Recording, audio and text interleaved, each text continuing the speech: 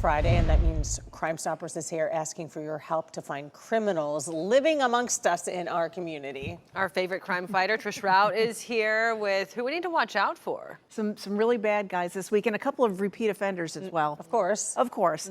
And we're starting off our list this week with a repeat offender who just took advantage of a friend who was just trying to help the guy out. 3 new arrest warrants have been issued for the arrest of Rudolph Boyd, wanted on multiple counts of violating probation on charges of drugs, trafficking in stolen property, and providing false information to a pawnbroker. The victim said they gave Boyd a temporary roof over his head when he was going through a rough patch. During his stay, he stole several new cell phones, then pawned them off at a kiosk at the North Fort Myers Walmart in exchange for cash. Fortunately, the victims were able to ping the phones, which ultimately led directly back to Boyd, who had to use his real ID to conduct the illegal transactions. The 61-year-old offender ended up behind bars for 3 months for his bad judgment, followed by 60 months of probation, which he has since violated. To date, Boyd has 19 priors for theft, drugs, and repeatedly violating a domestic violence injunction for protection. He's also had run-ins with the law in Sumter County. Boyd is 6'5", 210 pounds, and was last known to be moving around the Central and North Fort Myers area. Next up is a guy who is on the cusp of going to trial for dealing large amounts of fentanyl and cocaine, but instead chose to bail just days before proceedings were to begin. A bench warrant for the arrest of Daniel Martinez has been issued for failure to appear on charges of trafficking the highly addictive drugs. Detectives say they received intel that the 32-year-old was moving the narcotics out of a Fort Myers apartment and at nearby gas stations. After witnessing several buys for a few $1,000s in cocaine, they served a search warrant on his home, turning up 2,200 grams of cocaine, several hundred amphetamine pills, a kilo press, digital scales, and multiple money orders. Martinez was going to have his opportunity to tell his side of the story at trial, but instead of explaining his innocence, he chose to relinquish his 120 grand in bond and become a fugitive from justice.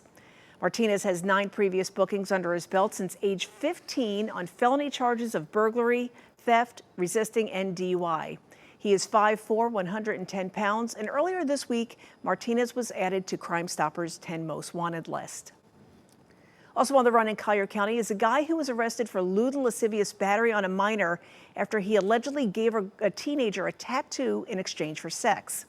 Detectives have been on the hunt for Gerardo Mendoza for the last 2 weeks after he failed to appear before a judge on March 3rd. Investigators say the 15-year-old victim and Mendoza had been exchanging messages discussing the victim's desire for a tattoo, despite parental permission or the cash to get the tattoo done. After some back and forth communication, Mendoza gave the victim a tattoo on her neck reading, "Cut here."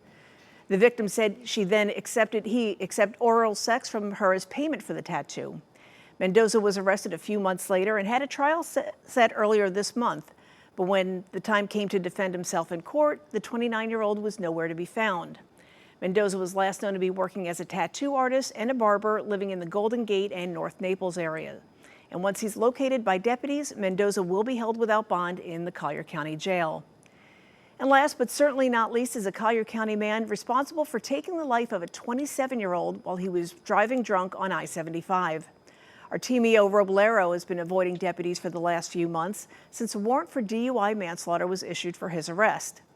Troopers say Rero was drunk at 6:15 in the morning when he lost control of his pickup truck on the northbound ramp near Golden Gate Boulevard, then drove into a utility pole, causing his vehicle to overturn. Rero only sustained minor injuries from the crash. However, his passenger was ejected from the vehicle and sadly lost his life on scene. Subsequent blood tests from Rero showed that he was well over the legal limit and absolutely should not have been driving at the time of the crash.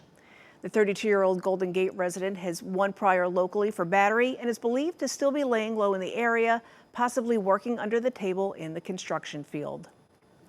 And as always, if you recognize any of the fugitives we featured here today, you're asked to call the Crime Stoppers hotline. That number is 1-800-780-TIPS. All callers will remain anonymous and will be eligible for a cash reward of up to $3,000.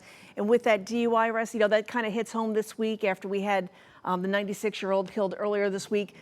St. Patrick's Day Victim or the suspect was driving drunk, 3 times the legal limit, wrong way on I-75. Folks, I know St. Patrick's Day is past, but please do not drink and drive Call an ever. Uber. Call an Uber, taxi, Walk, good old-fashioned DD. Yep. There are better ways. Not worth it. Absolutely. Thank you so much, Trish. Thanks, guys.